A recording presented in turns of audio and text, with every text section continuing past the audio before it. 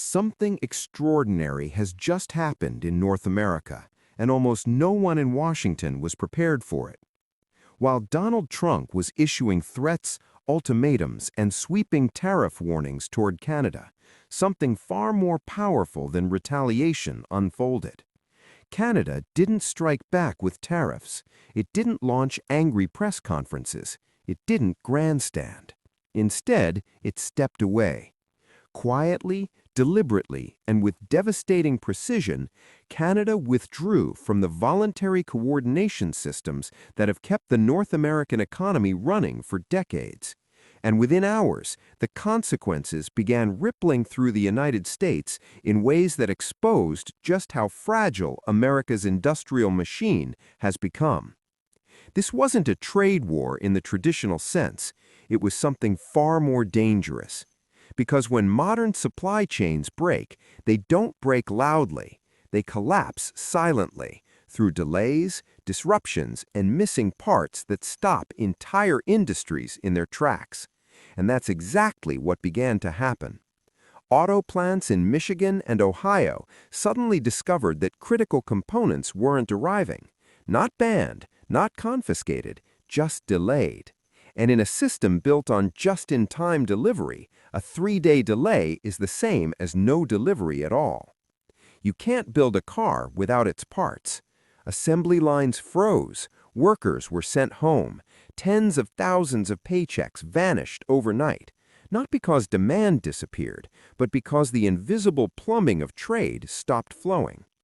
At the same time, American construction firms learned that Canadian steel and lumber were no longer clearing the border on schedule. Projects worth billions were suddenly at risk.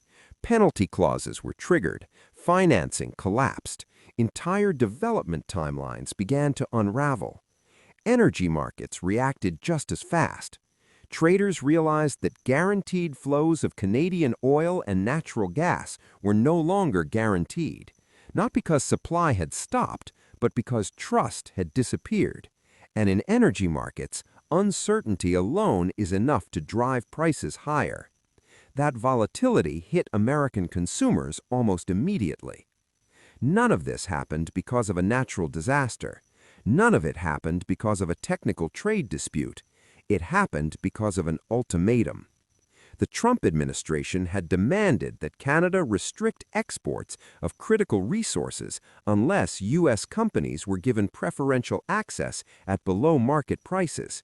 In plain terms, Washington demanded that Canada sell its own natural wealth at a loss to satisfy American political goals.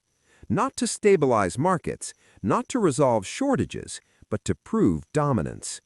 For Canada, this wasn't just bad economics, it was an existential threat. Agreeing would have meant accepting that Canadian sovereignty could be overridden whenever an American president decided pressure was useful.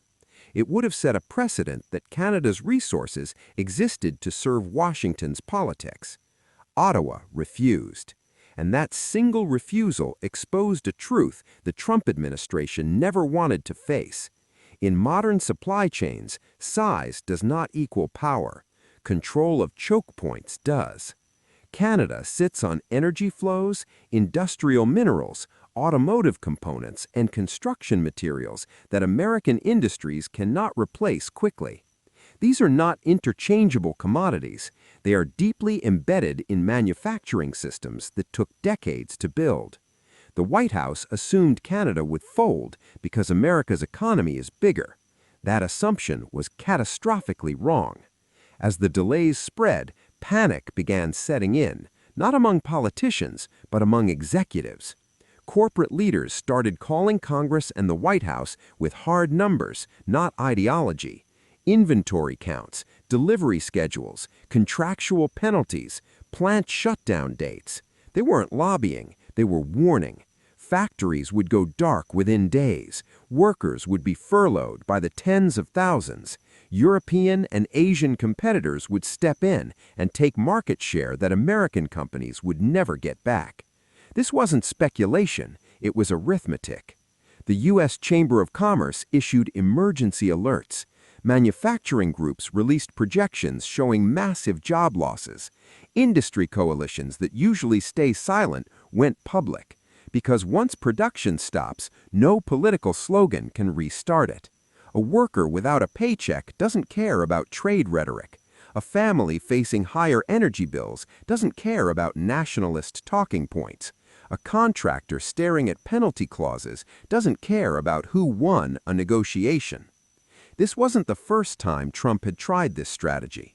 We saw it with China, where farmers had to be bailed out after retaliatory tariffs crushed exports. We saw it with Mexico, when border threats nearly shut down auto production before business pressure forced a retreat. But Canada is different. The integration is deeper, the dependence is greater, and the political will to submit does not exist. That combination makes this crisis far more dangerous. As the damage mounted, Trump's own coalition began to fracture. Republican senators from industrial states demanded immediate relief. Labor unions warned of mass layoffs. Business leaders quietly began distancing themselves, because when balance sheets bleed, loyalty fades. And now the administration faces an impossible choice. If it escalates with tariffs, the supply chain damage becomes catastrophic. Plants close, prices surge, layoffs explode. The idea that this is just a negotiating tactic collapses under the weight of lived reality. But if it backs down, Trump's entire strongman image shatters. His political identity is built on never retreating. A visible compromise with Canada would be framed as defeat, not just by critics, but by his own supporters. Either way, the damage is done. And the deeper consequences go far beyond this moment. Every American ally is watching, not press briefings, not spin, outcomes. They are learning that economic integration with the United States now carries political risk, that supply chains can be weaponized, that policy can change overnight based on political theater. And once that lesson is learned, it doesn't disappear. Companies start redesigning supply chains. Governments diversify trade relationships. Investment shifts toward countries with predictability.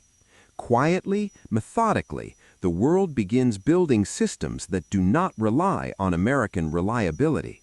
Because reliability, not GDP, is the true currency of power. What Canada did was force the crisis into the real economy, where rhetoric means nothing. Trucks don't cross borders because of speeches. Pipelines don't flow because of slogans. Assembly lines don't restart because of tweets. Logistics obey physics, not politics. And now American corporations are already reacting. They are seeking alternative suppliers. They are building redundancies. They are abandoning just-in-time efficiency for safety. Those decisions rarely reverse. The integrated North American economy that took generations to build doesn't collapse in a single moment. It fractures slowly through thousands of quiet adjustments in boardrooms. Canada understands this. That's why Ottawa is accelerating trade ties with Europe and Asia. It is ensuring that no future American ultimatum can hold the same leverage. And other allies are learning the same lesson. If the U.S. is willing to threaten its closest neighbor, no one is safe from economic coercion. That realization will reshape global strategy for years to come. And the tragedy is that none of this was inevitable. Supply chains didn't fail because of nature. They failed because politics replaced stewardship, because complexity was treated as weakness, because dominance was pursued without understanding the systems that make prosperity possible. The people paying the price aren't the architects of this policy. They are the workers sent home, the small businesses waiting on materials, the families paying higher energy bills, the contractors staring at penalty clauses, not worrying who won a negotiation. And this gap between decision makers and those who suffer the consequences is what makes this moment so corrosive. Because when power can cause harm without immediate accountability, trust erodes everywhere. The real question now isn't whether the United States can pressure Canada. It's whether American leadership can still manage power responsibly in an interdependent world, because strength without restraint becomes self-destruction, and Canada's refusal has made that truth impossible to ignore.